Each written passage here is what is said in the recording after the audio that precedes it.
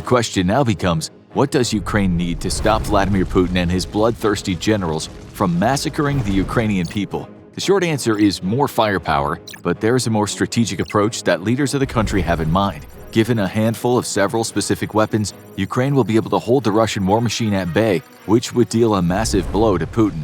Priority number one for Ukraine is to secure more air defense systems. Throughout the war, and especially in recent weeks, Russia's been launching missiles, air raids, and drones to disrupt Ukrainian infrastructure.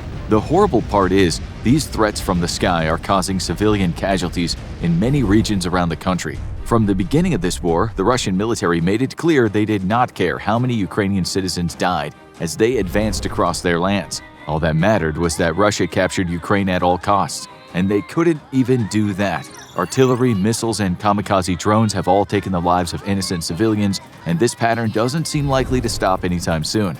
The key weapon that Ukraine needs right now to prepare for the harsh winter ahead and the next phase of the war is surface-to-air defense missiles. For most of the war, Ukrainian forces have been able to hold strategic locations and deal massive amounts of damage to the Russian military. In the last few months, Russian forces have pulled back from the front lines to regroup and come up with new strategies as to how to defeat the Ukrainian military. Russia's new plan of attack now seems to be hit the targets from afar. It's probable that Russian military leaders have been harshly reprimanded by Putin and his inner circle for the loss of men and the inability of their troops to take key strategic positions. This embarrassment has led to many top military officials being replaced. Russia's current strategy is focused on air-based attacks, such as missile and drone strikes, to disrupt everyday life in Ukraine even more than this conflict has already done. Knowing this, Ukrainian officials are pleading with NATO to send them more air defense weapons. Currently, the Ukrainian government is planning to receive 2 national advanced surface-to-air missile systems made by Raytheon,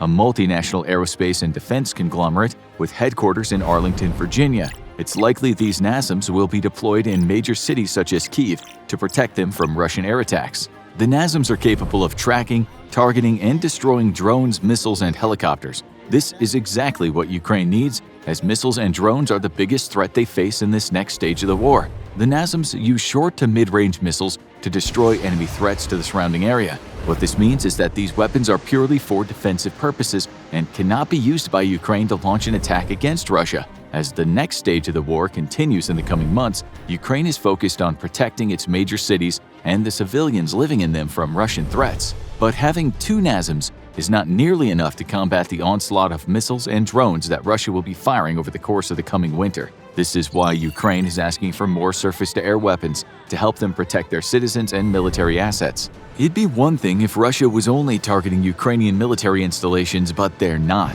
Missiles and drones are being used to disrupt the Ukrainian power grid and energy infrastructure. This obviously hurts the army, but it also is leading to more suffering amongst the general population, which results in more civilian casualties. Rogue missiles end up demolishing buildings, and without power during the winter, entire families could freeze to death. Ukraine doesn't need surface-to-air just to win the war, they need it to save lives. As an alternative to the Raytheon National Advanced Surface-to-Air Missile System, Ukraine is taking an old-school approach to dealing with Russian air attacks. Since the beginning of the war, Ukraine has been using the S-300 missile system.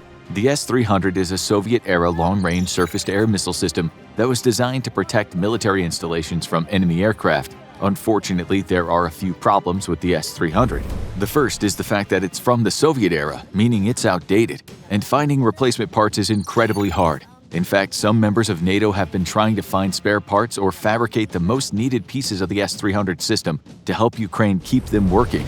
Also, since they were designed and built decades ago, the S-300s are not the most attractive or effective weapons. And even though they are better than nothing, it's only a matter of time before Ukraine will need a better option for protecting its skies from incoming Russian threats. The second problem with the S-300 system is that it's mainly only effective against aircraft and helicopters. Russia is definitely using aircraft to bomb and attack Ukrainian forces, but they're not the main threat that Ukraine will face in the coming months. Russia will likely be dialing back everything except missile and drone strikes until they feel their forces can push forward and actually be somewhat successful in a fight against the Ukrainian army.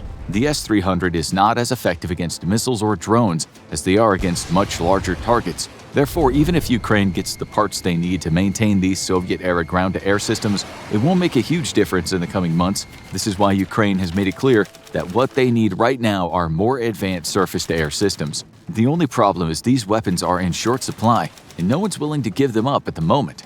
Ukrainian military officials have been asking for Patriot missile defense systems for months. The MIM-104 Patriot is a surface-to-air missile system that has the capability of shooting down everything from planes to missiles. It's also made by Raytheon but has a much more sophisticated radar and tracking system than the National Advanced Surface-to-Air Missile. What this means is that the MIM-104 Patriot is more effective and versatile, which is exactly what Ukraine is looking for.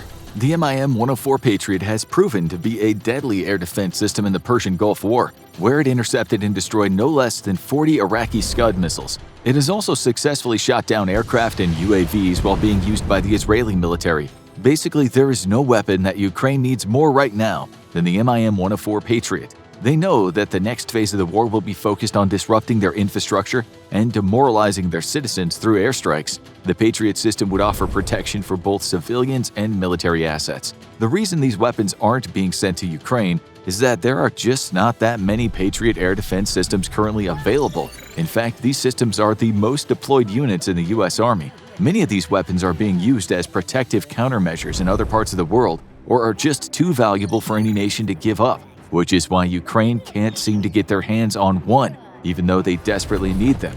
The most horrifying aspect of the Russian air attacks comes from the kamikaze drones. Currently, Russia is using the Shahed-136 UAVs made by an Iranian company named Shahed Aviation Industries. These drones are built to be flown directly into targets to detonate on impact. This should allow for precise targeting, but even still, these kamikaze drones have led to dozens of civilian deaths. The Shahed-136 operates by launching multiple drones from Iraq all at once to overwhelm air defenses. This is precisely why Ukraine needs an advanced air defense system like the MIM-104 Patriot. Ukraine leaders have made it very clear these kamikaze drones continue to be a threat they cannot deal with using their current anti-air technology. And until they can figure out a way to stop Russian drones and missiles from impacting power stations and infrastructure within towns and cities, civilians will continue to suffer. To effectively fight Russia in the next phase of the war, Ukraine needs air defense systems, but that's not all. Air defenses will definitely play a major role in the coming months, but if Ukraine's going to keep Russia from pushing further into their country, they also need more artillery and tanks. Since Russian troops fell back to territory they already had control of in the Donbas region of Ukraine, there's been a lull in ground incursions for the time being. Russia needed to regroup and replenish its losses before beginning a new offensive. However, there's no way that Putin's going to give up his sadistic dream of incorporating Ukraine into a new Russian empire, which means that ground-based fighting will resume eventually. Ukrainian officials know this, which is why they're also asking for more artillery and ammunition from NATO. The amount of artillery shells fired in the war in Ukraine is staggering. NATO reports that its forces would fire around 300 artillery rounds in a day during intense fighting in Afghanistan. Ukraine is firing thousands of rounds every single day. Think about how crazy that is. Unfortunately, the sheer magnitude of artillery shells being used means that Ukraine is quickly running out. When the fighting in the Donbas region of Ukraine was at its height, Ukraine was firing somewhere between 6,000 and 7,000 artillery rounds a day. To be fair, Russia was firing somewhere around 40,000 to 50,000 rounds daily, which is on a whole other level. What this means for Ukraine is that it constantly needs more artillery shells. Unfortunately, no country in the world is producing enough artillery rounds to keep up with how many are being used in the war. NATO has seriously considered purchasing old factories in the Czech Republic, Slovakia, and Bulgaria to ramp up the production of artillery rounds so they can send them to Ukraine. Like with the other air defense systems, the Ukrainian artillery mostly consists of Soviet-era cannons. This means the factories in countries which were once part of the Soviet Union are perfect for meeting Ukraine's needs. However, getting these facilities up and running would take a lot of time and money, which has led many to dismiss the option. The fact remains Ukraine will need more artillery rounds in the future, although if they had it their way, they'd ask for something that packs a little more punch. Along with more artillery, Ukraine also needs more tanks. Again, it seems like the strategy right now for Russia is to hang back and fire missiles and drones at Ukrainian forces, but this will not last forever. Eventually, Russia will once again try to capture the rest of Ukraine, and the key to stopping them could be tanks and armored vehicles. For this next phase of the war, Ukraine is hoping to get their hands on German Leopard tanks, or some of the 3,000 M1 Abrams tanks that the United States has in reserve storage. Either one of these tanks would be able to decimate Russian armored divisions, as they're far superior to anything the Russians have in large numbers. But it's not just tanks that Ukrainian forces need, they also require more vehicles to allow for armored mobility. We already know how successful Ukrainian troops have been at repelling and pushing back Russian tanks. Even without having battalions of their own tanks, Ukraine has managed to destroy over 700 Russian tanks, forcing them to bring 50-year-old T-62s out of retirement. This is not only embarrassing for Russia, but also shows just how resilient Ukrainian troops are. Now, imagine if they had armored transports like the Bradley fighting vehicle to rapidly move soldiers from one location to another, while also having state-of-the-art tanks to provide supporting fire. It is this scenario that Ukrainian military leaders are hoping to achieve. They firmly believe that if NATO provides their forces with tanks and armored vehicles, the next stage of the war won't be a Russian advance but a Ukrainian one. Suppose Ukraine is given the right equipment to allow its troops to be protected while also being highly mobile. In that case, some military officials think their forces could push the Russian military out of occupied regions of the country and even secure their border.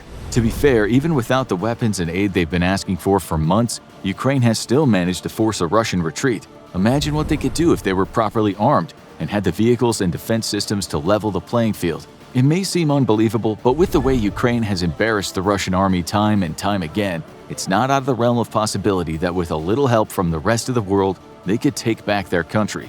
Ukraine has a long wish list of weapons that would help them defeat the Russians, but they've made it clear that air defense systems, artillery, ammunition, and tanks, along with armored vehicles, are the key to fighting in the next stage of the war. However, given the option, there are a few other weapons Ukraine would be happy to get their hands on. The Ukrainian military has asked for long-range surface-to-surface missiles called MGM-104 Army Tactical Missile Systems, or ATACMS. NATO is hesitant to deliver these types of missiles because it would allow Ukraine to hit targets within Russia. You might think all's fair in war, and Ukraine should have the option to strike at the heart of its enemy, but even the most staunch supporters of Ukraine are hesitant to give them this capability. The reason why has to do with retaliation by Russia. If Ukraine starts targeting locations within Russia, NATO is afraid it'll escalate the war to a new level. These long-range attacks could lead to Russia doing something drastic, like using nuclear weapons. If this were to happen, it could lead to a global catastrophe. Ukraine also has asked for fighter jets such as the United States F-16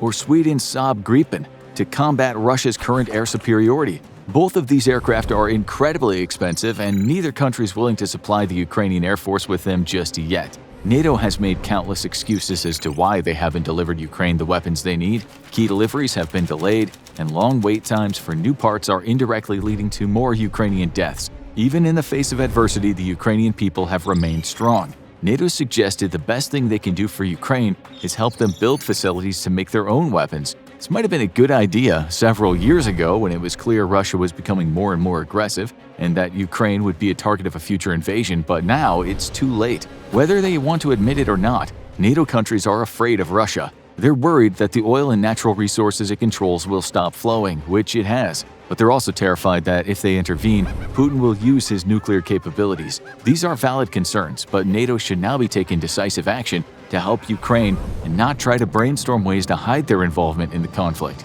Even though Russia has fallen back, it doesn't mean the war is over, not even close. This is why Ukraine is planning ahead and asking for more military support in the form of air defense and armored vehicles. However, there are other things Ukraine desperately needs, and surprisingly, they're not weapons at all. Instead, Ukraine is asking for things that'll save the lives of its people. Ukraine knows that the coming months will be incredibly difficult as more kamikaze drones are flown into power stations and missiles destroy buildings. Ukraine needs vehicles and resources to provide aid to their people. This is why they've asked for ambulances, generators, and medical equipment. Technically, none of these things are weapons, but it should be noted that the more Ukrainian citizens make it through the harsh winter, the more angry people Russia will have to deal with when spring comes around, and the resilience of the general population will only make Ukrainian soldiers fight harder. The military needs of Ukraine should not be overlooked. However, it's the people in the country that are suffering the most. If nothing else, nations around the world should be sending support in ways that'll help save lives. The only way Ukraine can succeed in the next stage of the war is if they have people who can continue to fight. The longer the war lasts, the less faith the Russian people will have in Putin. The Russian military has lost already tens of thousands of men to the Ukrainian army. At the same time, huge numbers of Russians are either deserting or fleeing the country. With each day that passes without a victory, the people of Russia question the current leadership more and more. Sending Ukraine the equipment they need could bring Russia to its knees. It's highly unlikely that Putin will be overthrown by a coup or a popular revolt. due to a number of contingencies he's put in place. However, if the protests continue and Russian soldiers become more and more frustrated and afraid, it's only a matter of time before Ukrainian forces will gain the upper hand and take back the territory that has been invaded. This is why the nations of NATO need to provide Ukraine with the weapons and resources they need to prepare for the next stage of war. Now watch why Putin is scared to deploy the T-14 Armata tank in Ukraine, or check out Russia's plan to win the war in Ukraine.